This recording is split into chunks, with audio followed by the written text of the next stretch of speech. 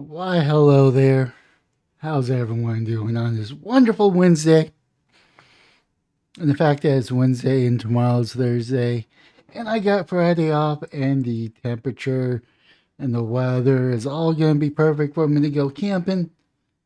I'm not going to have a video tomorrow, but I do want to wish everyone a Merry Christmas and Happy Holidays and all that good stuff, yada, yada, yada. But let's talk about the history of Christmas. Let's get into the festive mood. Now, of course, I am using history.com. An article that was probably posted many years ago and probably updated since then. But the Christmas was celebrated on December 25th as both a sacred religious holiday and a worldwide culture and commercial phenomenon. For 2 millennia, people around the world have been observing with tradition and practices that are both religious and secular in nature. Christmas celebrates Christmas Day as the anniversary of the birth of Jesus of Nazareth, a spiritual leader whose teachings form the basis of their religion.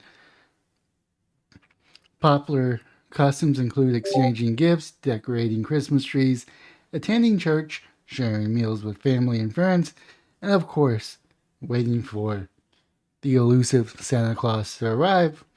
And hopefully, you're all on the nice list because you actually watched this video and gave it a thumbs up and subscribed. Of course, waiting for Santa Claus to arrive, December 25th, Christmas Day, has been a federal holiday in the United States since 1870. Interesting. How did Christmas start? The middle of the winter has been a long time of celebration around the world. Centuries before the arrival of man called Jesus, early Europeans celebrated the light and birth of the darkest days of winter. Many people rejoiced during the winter solstice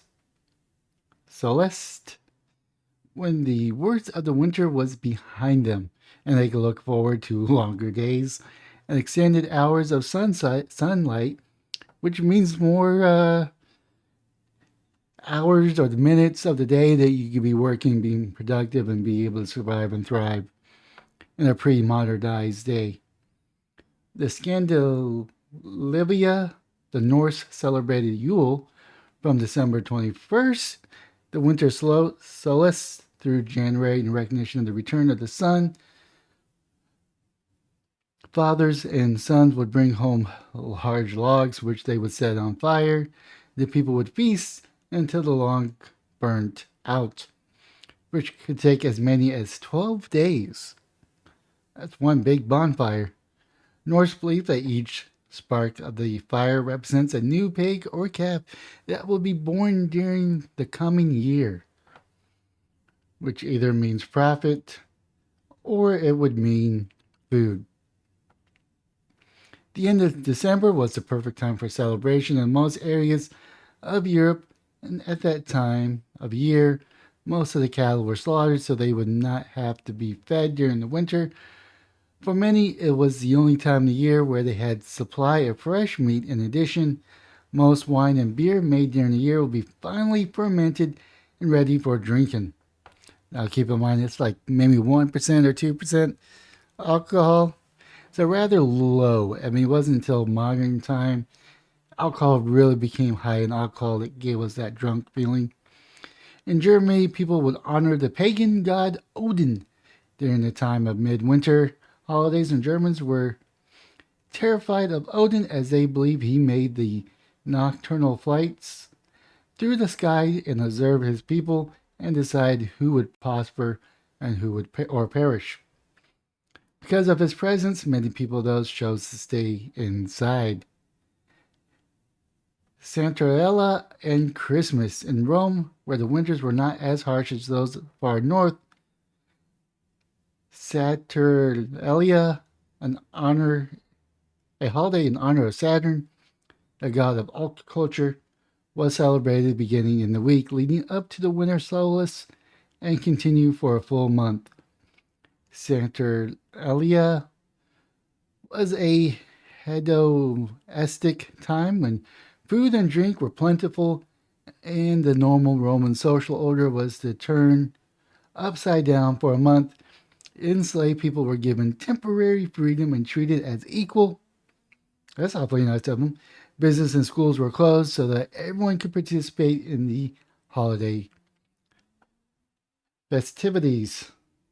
Around the time of the winter solstice, Romans observed Jubilenia, a feast honoring the children of Rome. In addition, the member of the upper classes often celebrated the birthday of Mercury, the god of unconquerable sun.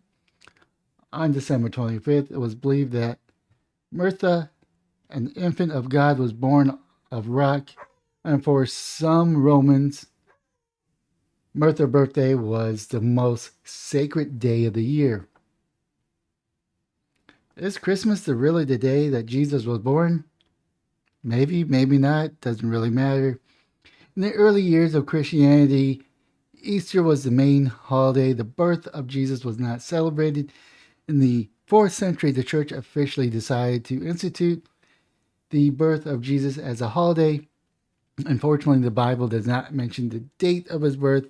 In fact, Puritans later pointed out in order to deny legitimacy of that celebration. Although some evidence suggests that his birth may have occurred in the spring, why would shepherds be herding in the middle of the winter? Pope Julius I chose December 25th, and it's commonly believed that the church chose this date in efforts to adopt and observe traditions of the pagan Saturnalia festival, first called the Feast of Nativity, a custom spread to Egypt by 432 and to England by the end of the 6th century. By holding Christmas at the same time as traditional winter solstice festival, church leaders could increase the chances that Christmas would be popularly embraced, but gave up its ability to dictate how it was celebrated. Now, kind of a give and take.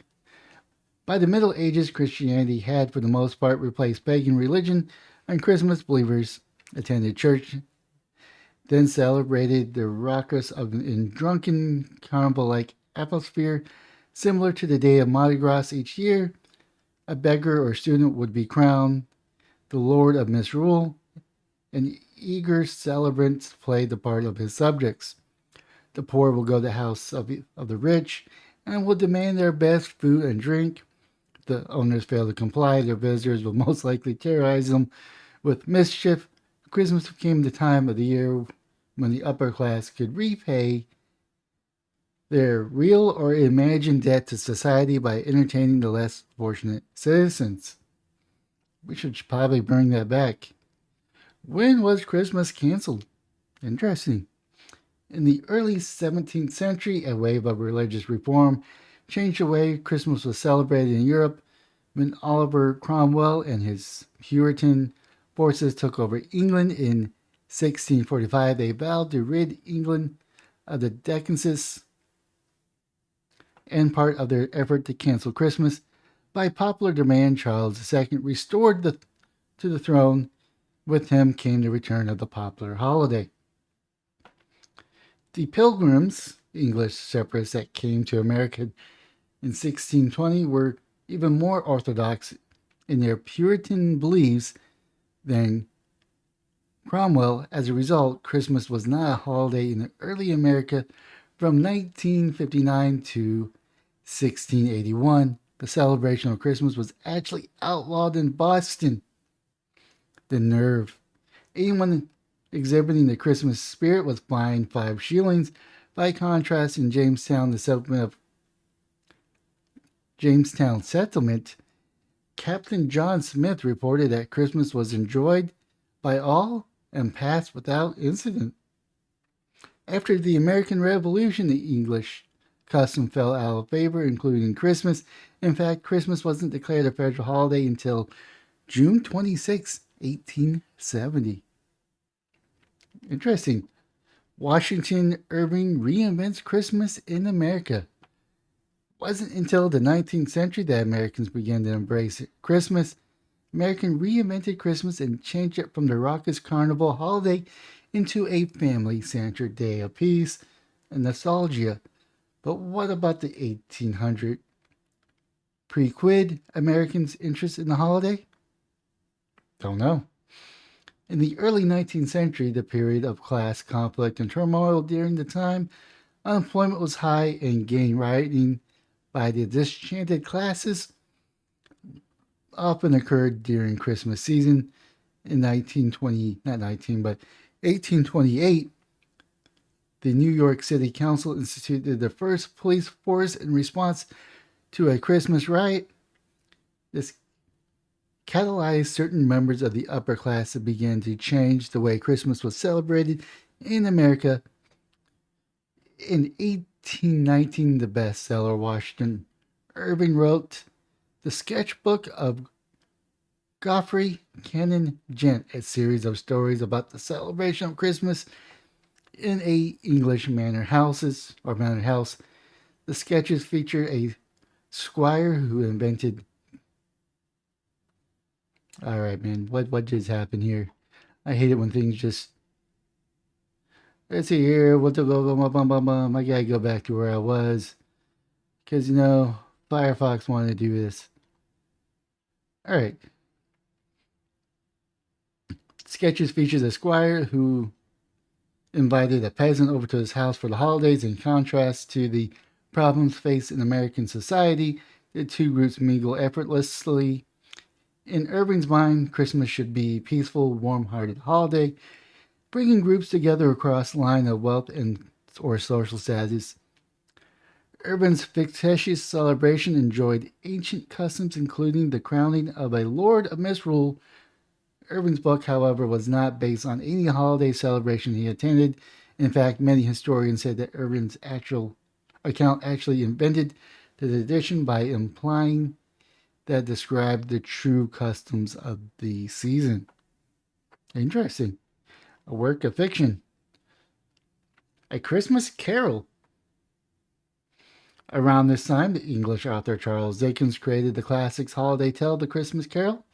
The story message of the importance of charity and goodwill towards all mankind struck a powerful chord in the United States and England and showed the members of the Victorian society the benefits of celebrating the holiday. The family also became less disciplined and more sensitive to the emotional need of children during the early 1800s. Christmas provided the family a day when they could lavishly attend and gifts onto their children without appearing to spoil them. As Americans began to embrace Christmas as the perfect holiday, old customs were unearthed. People looked towards recent immigrants in Catholic and the Episcopalian churches to see how the day should be celebrated. In the next 100 years, Americans built a Christmas tradition all their own that included pieces of many other customs, including decorating trees, setting holiday cards, and gift giving. Although most of the family quickly bought into the idea that they were celebrating Christmas how it had been done for centuries, Americans really invented the holiday to fill the culture needs of a growing nation. And the all-important Santa Claus. The legend of Santa Claus can be traced back to a monk named Saint Nicholas who was born in Turkey around 280 AD. Saint Nicholas gave away all his inherited wealth and traveled the countryside, helping the poor and sick, becoming known as the protector of children and sailors. Saint Nicholas first entered the American popular culture in the late 18th century in New York when a Dutch family gathered to honor the anniversary of the death of St. Nicholas, Duchess of St. Nicholas, or Sinterklaas, or for short, Santa Claus draws the name from those abbreviations. In 1822, Episcopal minister Clement Clark Moore wrote a Christmas poem called An Account of the Visit from St. Nicholas, more popularly known today by the first line, "'Twas the night before the Christmas." The poem depicted Santa Claus as a jolly man who flies from home to home on a sled driven by reindeer to deliver toys.